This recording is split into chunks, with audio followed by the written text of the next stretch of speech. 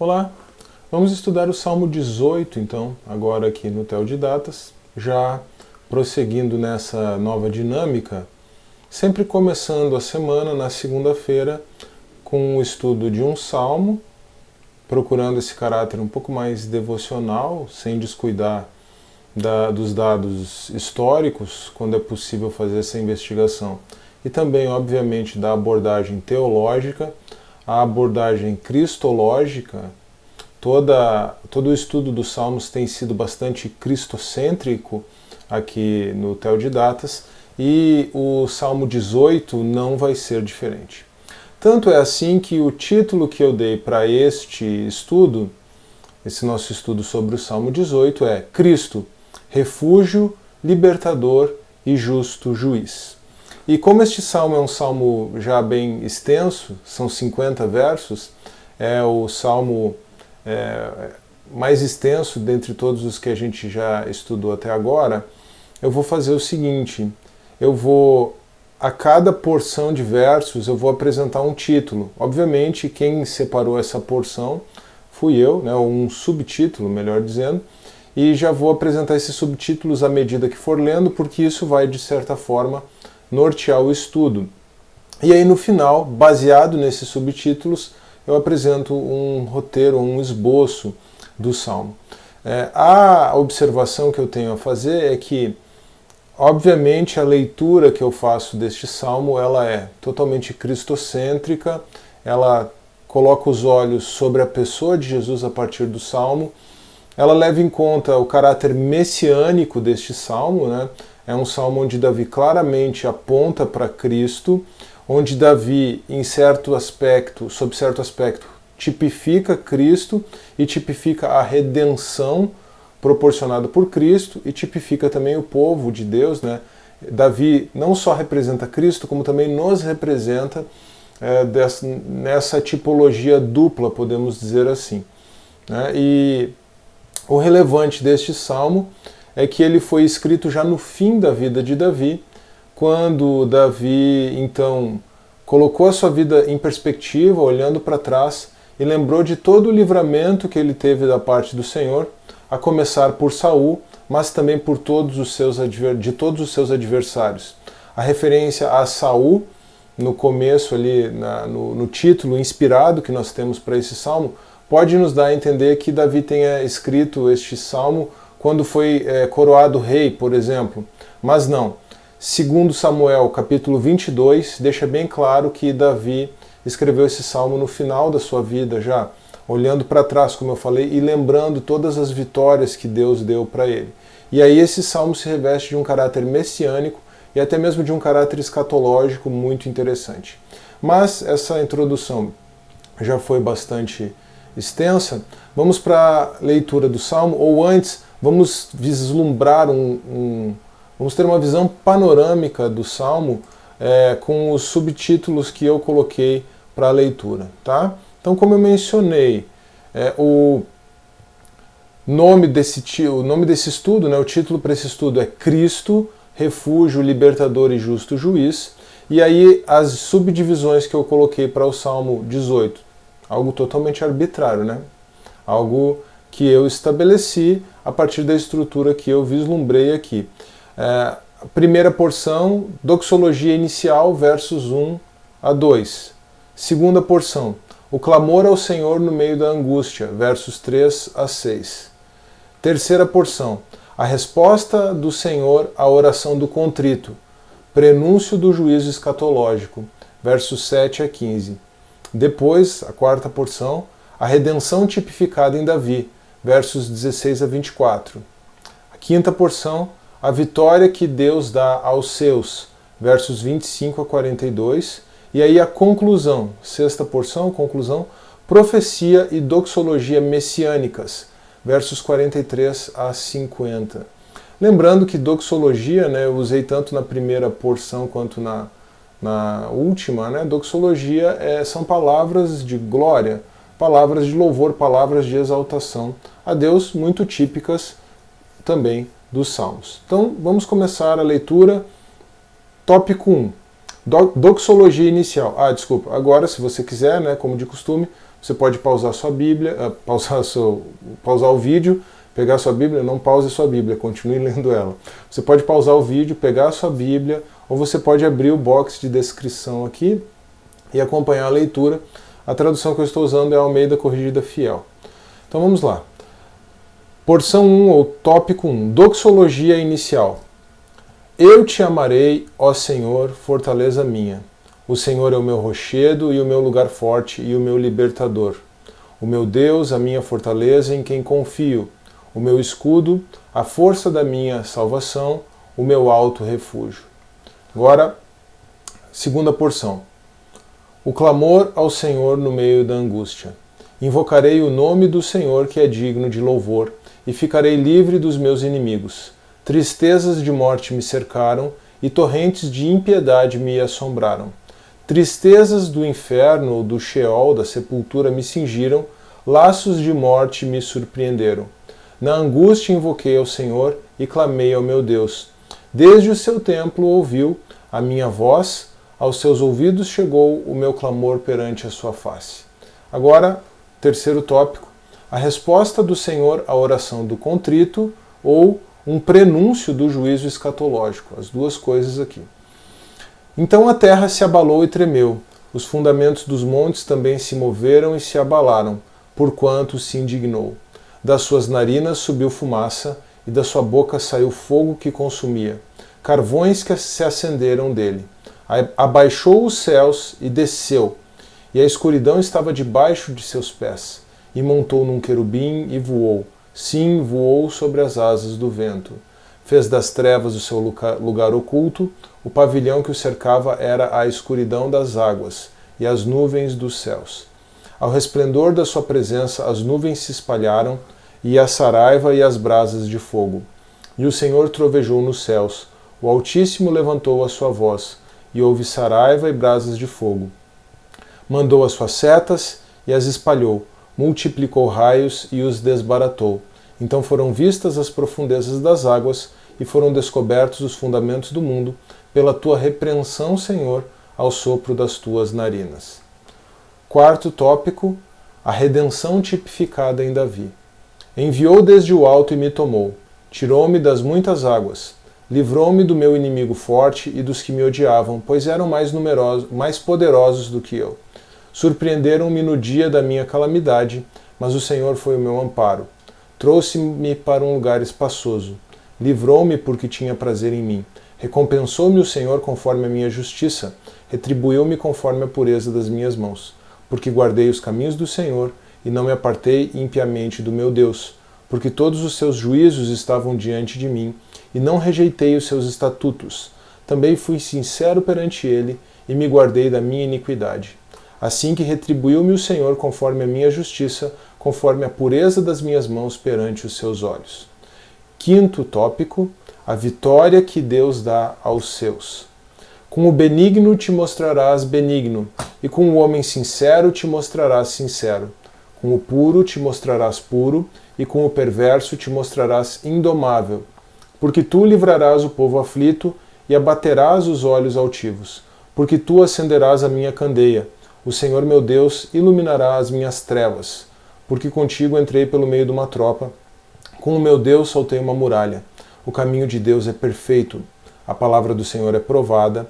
É um escudo para todos os que nele confiam. Porque quem é Deus senão o Senhor? E quem é rochedo, senão o nosso Deus? Deus é o que me cinge de força e aperfeiçoa o meu caminho. Faz os meus pés como os das servas e põe-me nas minhas alturas. Ensina as minhas mãos para a guerra, de sorte que os meus braços quebraram um arco de cobre. Também me deste o escudo da tua salvação. A tua mão direita me susteve e a tua mansidão me engrandeceu. Alargaste os meus passos debaixo de mim, de maneira que os meus artelhos não vacilaram. Persegui os meus inimigos e os alcancei. Não voltei, senão depois de os ter consumido. Atravessei-os de sorte que não se puderam levantar. Caíram debaixo dos meus pés. Pois me cingiste de força para a peleja. Fizeste abater debaixo de mim aqueles que contra mim se levantaram. Deste-me também o pescoço dos meus inimigos para que eu pudesse destruir os que me odeiam. Clamaram, mas não houve quem os livrasse. Até o Senhor, mas ele não lhes respondeu. Então os esmiucei como pó diante do vento, deitei-os fora como a lama das ruas. Última porção, sexto tópico, conclusão. Profecia e doxologia messiânicas. Se até aqui o caráter messiânico do Salmo já estava evidente, agora ainda mais, porque há claramente afirmações messiânicas aqui e profecias a respeito de Cristo. Livraste-me das contendas do povo e me fizeste cabeça dos gentios. Um povo que não conheci me servirá. Em ouvindo a minha voz me obedecerão. Os estranhos se submeterão a mim. Os estranhos descairão e terão medo nos seus esconderijos. O Senhor vive, e bendito seja o meu rochedo, e exaltado seja o Deus da minha salvação. É Deus que me vinga inteiramente e sujeita os povos debaixo de mim, o que me livra de meus inimigos. Sim, tu me exaltas sobre os que se levantam contra mim, tu me livras do homem violento. Assim que, ó Senhor, te louvarei entre os gentios e cantarei louvores ao teu nome, pois engrandeceste a salvação do seu rei e usa de benignidade com o seu ungido, pois engrandece a salvação do seu rei e usa de benignidade com o seu ungido, com Davi e com a sua semente para sempre. Então, como eu já mencionei, né, o título mesmo, aquele título que é inspirado, aquela porção que normalmente você vai encontrar em itálico antes dos salmos, né, esse título, ele indica, o título deste salmo indica que ele foi escrito por Davi quando o Senhor o livrou de todos os seus inimigos e de Saul. Eu já mencionei que, segundo Samuel, registra quando isso aconteceu e registra esse mesmo cântico. Existe então esse paralelo entre o Salmo 18 e 2 Samuel 22, o que nos mostra que isso aconteceu, esse cântico foi escrito, quando Davi já estava no final da sua vida, né? Já realmente tendo obtido a vitória de todos os seus inimigos. E apesar desse ser um salmo muito pessoal de Davi, um salmo no qual Davi coloca em retrospectiva a sua vida, a sua caminhada com Deus, todo o livramento que Deus deu a ele, nós podemos considerar esse salmo como um salmo messiânico, tendo um forte conteúdo profético, né, alusões ao Messias, e não só um conteúdo profético messiânico, mas também um conteúdo profético escatológico. Há uma clara porção escatológica nesse salmo, com uma alusão à vitória final do Messias no dia do juízo. Então, vamos repassar cada uma dessas porções que eu já enfatizei durante a leitura, lembrando que o título do salmo, né, o título do estudo, melhor dizendo, o título do estudo que eu dei para este salmo, o título que eu dei para o estudo sobre este salmo é Cristo, enfatizando o caráter cristocêntrico, né? Cristo, refúgio, libertador e justo juiz. É assim que Davi apresenta a Deus, né? E aí verticalizando, né? Trazendo para a figura do Messias, é assim que Davi apresenta Cristo, como um refúgio, um lugar de descanso, como o libertador, aquele que livra dos inimigos, trazendo para a realidade do Novo Testamento aquele que nos livra da morte, do pecado e de Satanás, e também como o justo juiz, porque Deus não só julgou os adversários de Davi, dando vitória para ele, mas Cristo também virá para julgar toda a terra. Então essa é uma estrutura que a gente encontra já, se quiséssemos fazer um esboço mais amplo, uma visão panorâmica deste salmo, já nesse título a gente tem essa estrutura, essa visão panorâmica, tá bom? A doxologia inicial, né, aquelas palavras de louvor inicial, primeira porção, no versos 1 e 2. A primeira coisa que Davi faz aqui neste salmo é reconhecer a bondade do Senhor, que não somente lhe concedeu o trono, mas também lhe deu vitória sobre todos os seus inimigos. E aí Davi faz uma afirmação, né, uma declaração de amor. Eu te amarei, ó Deus, ou eu te amo, ó Deus, ó Senhor, força minha. E aqui Deus é chamado de fortaleza, rochedo, escudo e alto refúgio, porque Deus é a verdadeira proteção. Mas também Deus é chamado de libertador, porque é Ele quem provê a libertação de Davi, dos seus adversários, é Ele quem provê a nossa libertação dos nossos adversários. já fazendo a aplicação e já vislumbrando, como eu tenho mencionado que ao longo desse estudo, a tipologia messiânica e o sentido escatológico deste salmo. Tá? Mas, na sequência, Davi descreve aquele clamor que ele fez a Deus no tempo da angústia, ou no meio da angústia. O clamor ao Senhor no meio da angústia foi o título que eu dei para o subtópico do verso 3 até o verso 6. Tá? Então, aqui a gente percebe, ainda que em retrospectiva, né, Davi está olhando para trás. Davi não está fazendo isso neste momento como ele faz em outros salmos.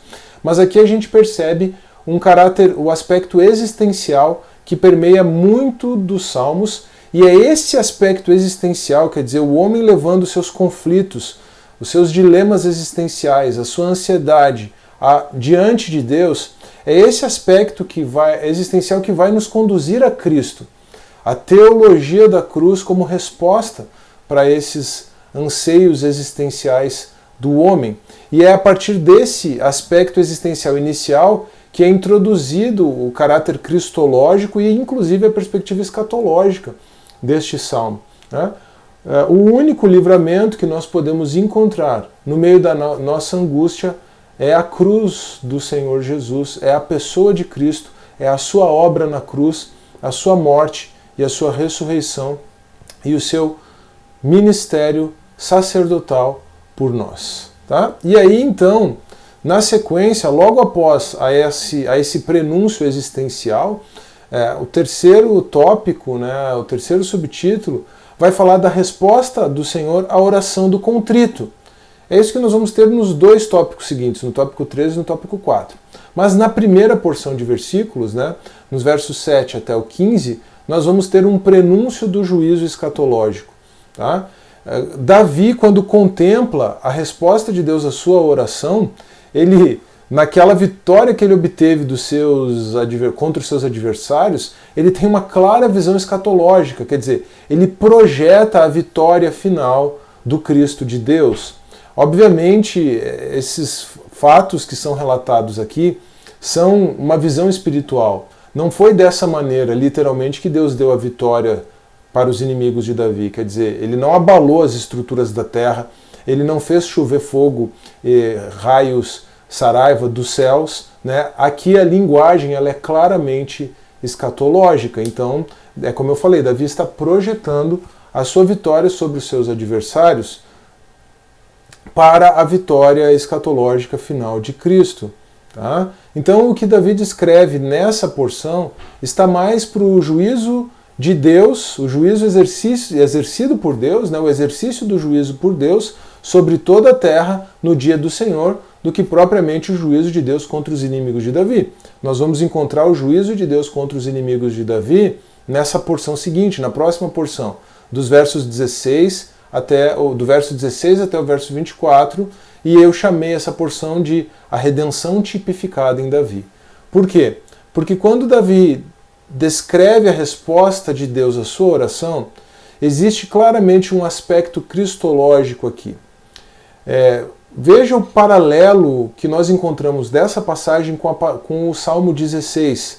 Quer dizer, lá no Salmo 16 nós vemos Cristo guardado da morte e nós guardados juntamente com Cristo. E aqui nós vemos a mesma coisa, porque Davi fala daquela proteção que Deus o deu no meio da morte. Inclusive, ele fala que tem constantemente os seus mandamentos diante de Deus, quer dizer, diante dos mandamentos de Deus diante de si.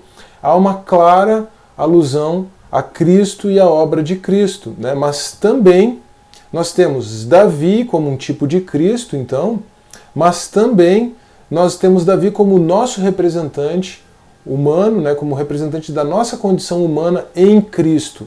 Porque Cristo foi guardado da morte, Cristo, tipologicamente, né, profeticamente, guardou Davi da morte, e também nós em Cristo somos guardados por Deus da morte dos nossos adversários. De novo, a clara relação que nós temos aqui com o Salmo 16.